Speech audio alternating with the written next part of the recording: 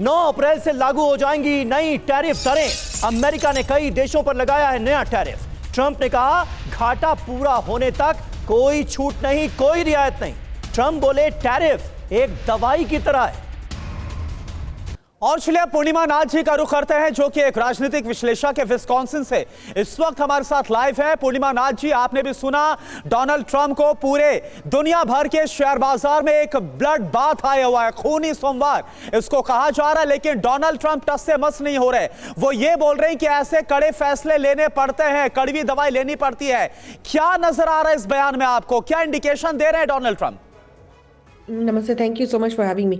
देखिए, first of all I agree, जो market की जो सिचुएशन है, वॉलेटिलिटी, ना मार्केट ना कंपनीज उसको टॉलरेट करती है, तो कॉन्फिडेंस में दिखता है मार्केट शेयर मार्केट की जो इतना रैडिकल एक रिएक्शन दिख रहा है, ये वेरी एक्सपेक्टेड है। ये हम पहले बोल चुके हैं ये होने वाला है। But at the same time president Donald Trump भी गलत नहीं है कि रेडिकल अप्रोच अगर लेना जरूरी है कभी कभी ये सब फिक्स करने के लिए। हमारे कंट्रीज में अभी इस कंट्री में जो सिचुएशन है, he is not dealing with just national security, immigration issues, border security, तारीफ की जो सिचुएशन है यहाँ की हमारे कंट्री में इंडस्ट्री की धज्जी उड़ा दिया गया है पिछले कई दशक से। हमारी steel industry, car industries, parts बोलो, आप कोई भी कुछ कपड़ा उठा के दे दो, यहाँ पे वियतनाम से बन के आती है, बांग्लादेश से बन के आती है,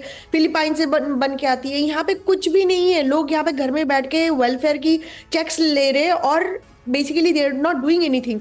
तो ये जो प्रेसिडेंट ट्रम्प की एजेंडा है, कैंपेन टाइम में भी बोले थे। लेकिन मैं एक एग्जीक्यूशनर के हिसाब से भी मैं बोलूंगी कि मैं कॉर्पोरेट वर्ल्ड से आई हूँ और बड़े बड़े प्रोजेक्ट्स मैनेज किए हैं, तो मैं उस हिसाब से मैं अपनी तरफ से मेरा राय जो है, यूजुअली ये सब जो इम्प्लीमेंटेशन की तरफ से आप देखोगे उसमें it should have been methodical in phase होना चाहिए था। लेकिन if you look at it from president Donald Trump also, you have to understand where he is coming from. पिछले 8 सालों में उनके ऊपर क्या क्या नहीं हुआ, शॉट भी हो चुका है, उनके ऊपर असैसिनेशन अटेम्प्ट भी हो चुका है। आपने कुछ देर पहले रखा भी कि agenda from middle east also coming, he is a massive target.